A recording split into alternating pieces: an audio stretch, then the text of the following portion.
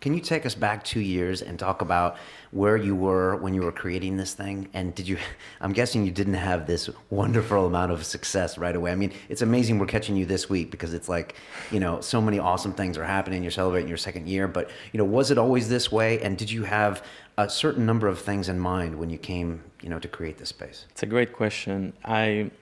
So my background is product management. I pretty much had every title before and after product manager, working for different companies. I also co-founded my own startup in Israel that developed text input solutions for PDAs. I'm dating myself. Personal data advice. I remember that. Oh my gosh. And then I did business school. Sorry about that, but yeah, me too. Now you have to apologize for having an MBA. It's not cool these days, right? What's the startup valuation method? You add $1 million for every engineer, and you subtract $1.5 million for every MBA. No, but it was funny. We had the Matt from Entrepreneur First, right? And he's like, his program is all about tech and smart people. I'm like, where are all the MBAs?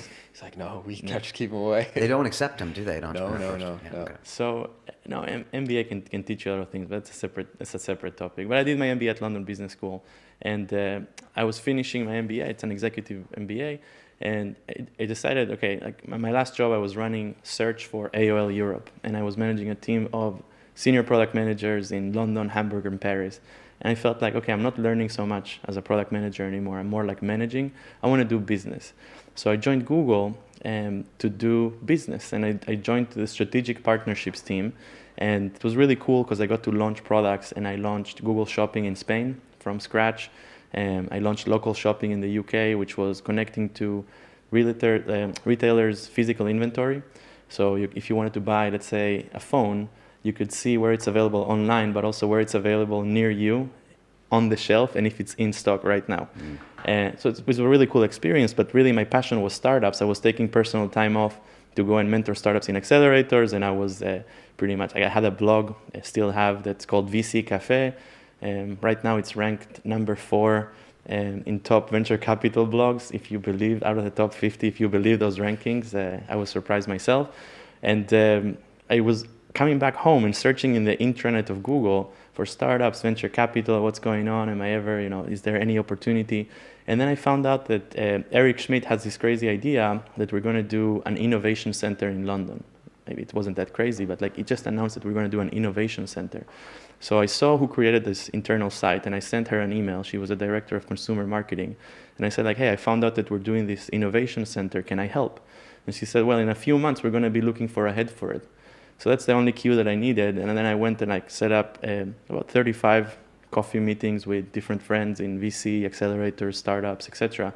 And I said, if Google was doing this innovation center, what do you think are the challenges, the opportunities? Do you think I would be a good fit? What do you think I should put as my priorities in this case? And I wrote my first 100-day plan before they offered me the job. So when the time came for the interviews, they asked me, what are you going to do as the head of campus? And I said, well, let me show you. And a lot of the stuff that we do today were in my original plan. So you're asking me, did you have the success back then? Absolutely not. There was a lot of conspiracy theories of why is Google doing this? People were saying Google's doing this to poach engineers, to invest in companies for cheap, or to steal their ideas, which it's all wrong. But it took a long time to prove our worth to the community and really operate the space in the principles of Google, principles of openness, innovation, diversity, etc. And I think I never stopped to look back, never, until this week when we celebrated the 2-year anniversary, because I have a real baby. Campus is my baby, but I actually have a son who's a real baby. And I feel it's incredible, I'm looking back and I feel really proud about what we've accomplished with an amazing team. And it's a little bit of a startup inside Google, so yeah. Why call it Campus London? Was that important?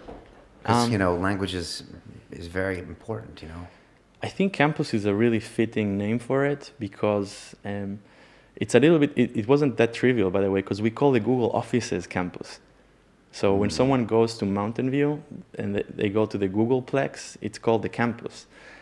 So it's a little bit confusing to some people, but it is a place that's really dedicated for learning and for community, and that's what a campus is about, right? So I think that's fitting. You're not gonna see.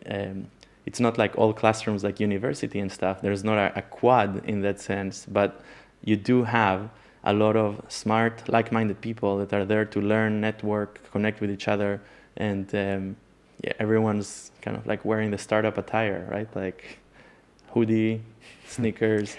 Today I'm a little bit dressed up because I had some important meetings, but usually you would find me in like a t-shirt and a hoodie as well. So it's casual. It's not a corporate environment. It's not like an office. Like if you look at the ceilings at campus, it looks like a Sarajevo after a bombing. Yeah, yeah. And that's on purpose. Looks like a rave. Yeah. Yeah. That's